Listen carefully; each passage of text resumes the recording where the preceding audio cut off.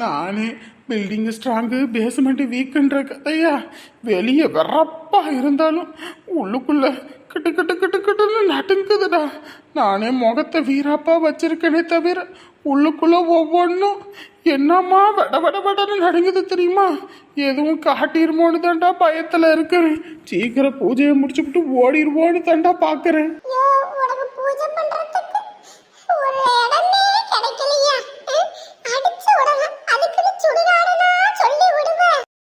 ஏண்டா எத்தனையோ பேத்துக்கிட்ட என்னென்னமோ விட்டு விட்டுருக்கோண்டா. ஒருத்தன் கூட நமக்கு தலையசைக்க மாட்டான். ஏன்னா நம்ம சொல்லி கொடுத்து ஒருத்தனுக்கு கூட பழிச்சது கிடையாது. இந்தம்மா என்னமோ தான் பிடிச்ச முயலுக்கு 3 காலன்ற கதையா நம்ம சொல்றது எல்லாம் நெச்சம்னு நம்புது. இந்த மாதிரி ஒரு ஏமாளி கோமாளி கிடைக்கிறதுக்காக சுடுகாடு என்ன அந்த பரலோகத்துக்கே போயிட்டு வரலாம்டா.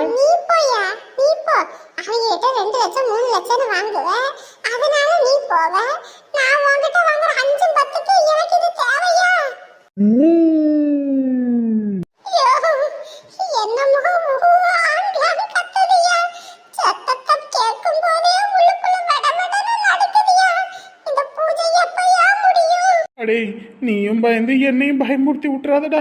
அதுங்க வர்ற நேரம் வேற. பார்த்து வாமா, பார்த்து வா. டேய் வந்துட்டேங்க அமைதியா இரு.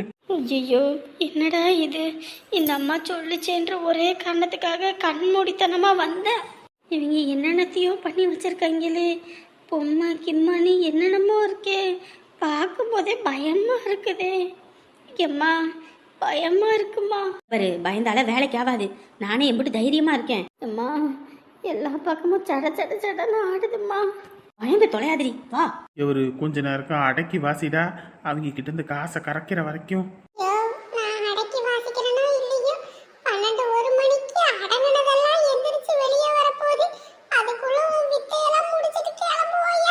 ஓம் ஷாமுண்டி ஷாமுண்டி சூம் சூம் புவாசஹா. வாங்க வந்து உட்காருங்க.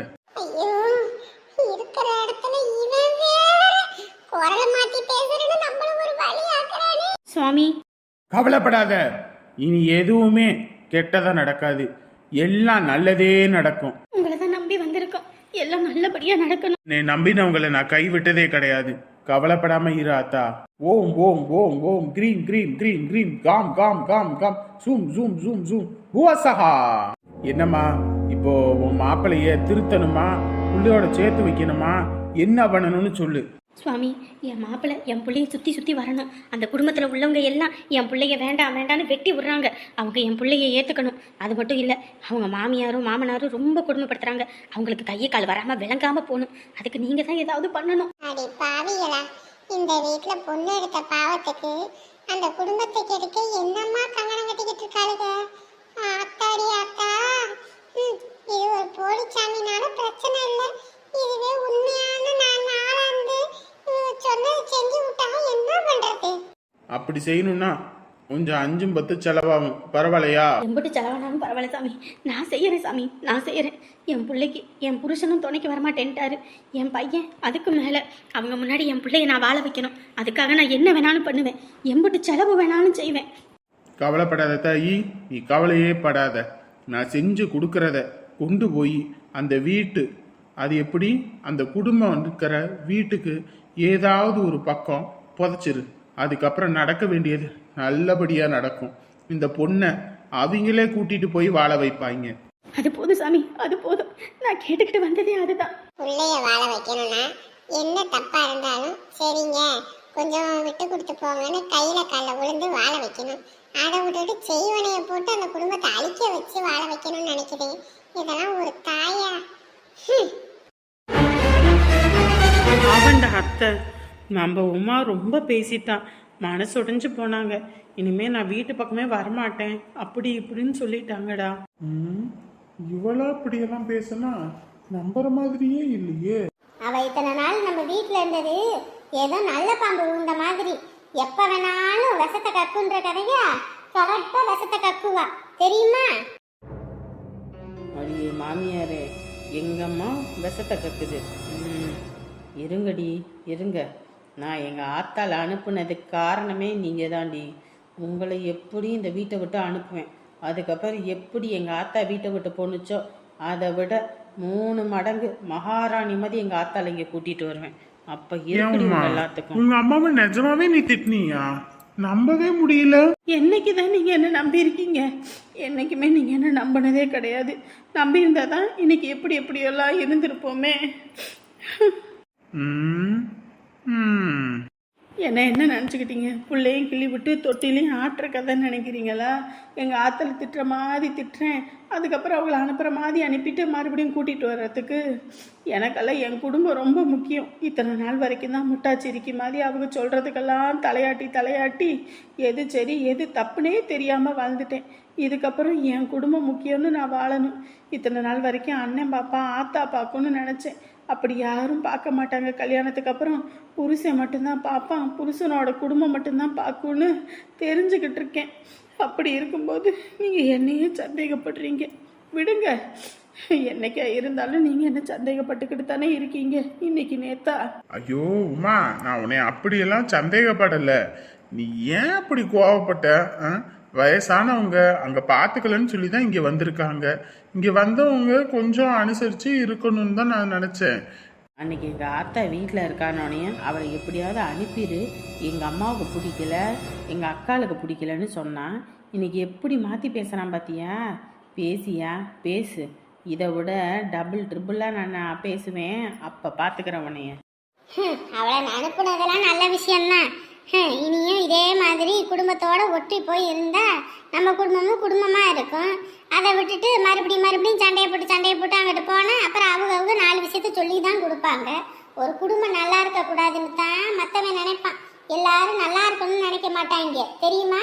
என்னைக்கும் அவங்க செஞ்சு நல்லதை நினைச்சு பார்க்கணும். அதை விட்டுட்டு அவங்க செஞ்ச கெட்டதை மட்டுமே தான் எல்லாரும் நினைக்கிறாங்களே தவிர செஞ்சதை ஒரு நிமிஷத்துல மறந்துடுறாங்க.